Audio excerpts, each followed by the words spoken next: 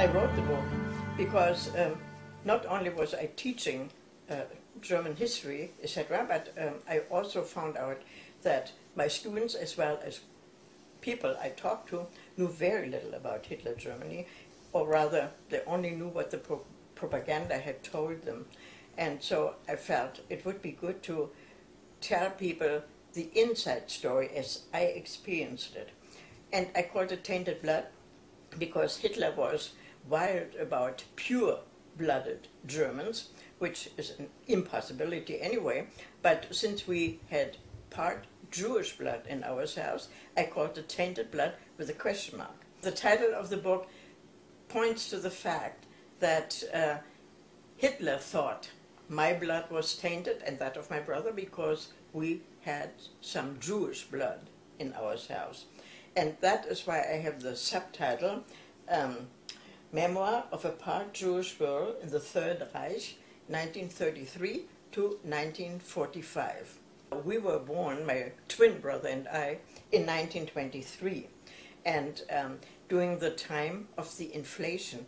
And it's important to mention the inflation because I think World War I and the inflation set everything into motion, Hitler and whatever followed. Because during the inflation, when we were born, prices for small things went up into hundreds, thousands, millions, even trillions. And so I really didn't understand how our parents could cope with two newcomers when there was no money around. But I think my father had a client with foreign money, and that helped because foreign currency, especially dollars, were extremely valuable. My brother and I were very bored at home because our parents didn't have much time, and after we had moved to Isoldestraße, we had no friends around there. So, and all our friends and classmates were in the Hitler Youth, and especially in my class, she told me beautiful things of what they were doing. They were going on excursions and having sport events on Saturdays and didn't have to go to school. So I absolutely wanted to get into the Hitler Youth too. That means into the young group called Jungmädel, which are only from 10 to 14. So mother said, no, you can't because you're always sick. And I said, but I can go to school in all kinds of weather. She said, anyway, she couldn't tell us why we could not get into the Hitler Youth. So I just went away and got in on my own. I visited with my friend, school friend, I visited a so-called Heimabend, home evening, and met the leader of 20 girls, and was very impressed because they were all so nice, and the leader, you know, she was so intelligent, I thought. And then I asked her, would you accept me? And she said, oh yes, we'll be glad to have you. But you have to fill out this form that I give you. Your parents have to sign it. I ran home instead of taking the bus. I ran because I was so excited and said, Mother, I'm now a member of the Jungmädel, the Hitler Youth. And she looked aghast. And then she said, okay, and she signed it, and Dad signed it, because my brother was already a member of the Jungvolk, that is a young group of the Hitler Youth, because a leader of his group had come and had asked for him to join, because he was such a good sports athlete, sportsman, and they wanted to have him, and father said, okay, okay. And that is why, when he was in, I wanted to be in. So my brother and I were both very happy in the Hitler Youth because there was no hatred, there was no propaganda that we detected.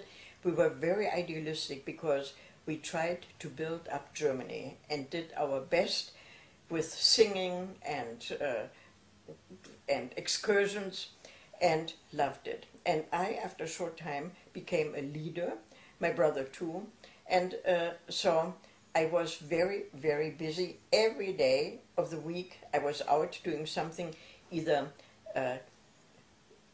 working on my own home evening or having flute groups or singing groups or going on excursions on weekends, etc., or having meetings with the other leaders to discuss things. So there was not a single night when I was home, and of course my school suffered tremendously. And I thought, oh well, you know, school is unimportant. Hitler Youth is very important.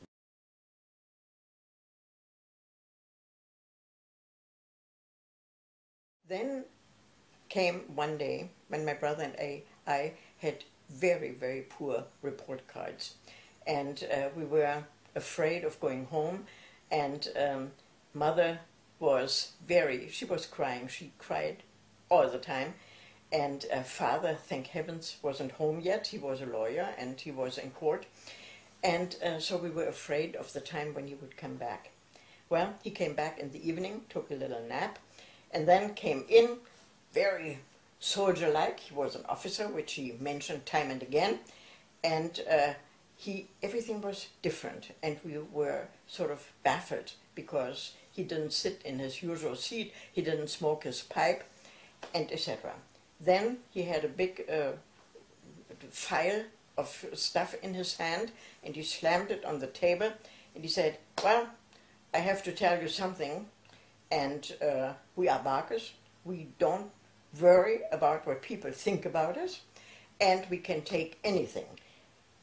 And I thought, well, that is a funny introduction to our grades. Maybe we were thrown out of school.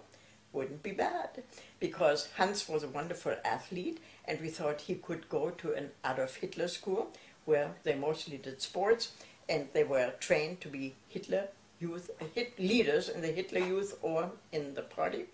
And I thought, I go to a private school, and that will be nice. I hated my school anyway.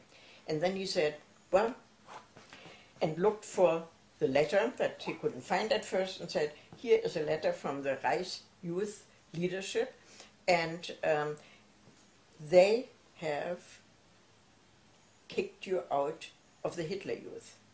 I couldn't believe it. What? Kicked us out? I mean, this was my life. I couldn't believe it. And he said, well, I'm very sorry, but they don't want you in there anymore. So, because you don't have pure blood. I said, what do you mean?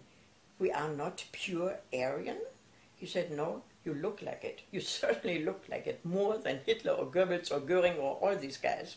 But you are not. I said, are we, by any chance, Jewish Mischlinge? That means not pure blood. He said, yes, you are.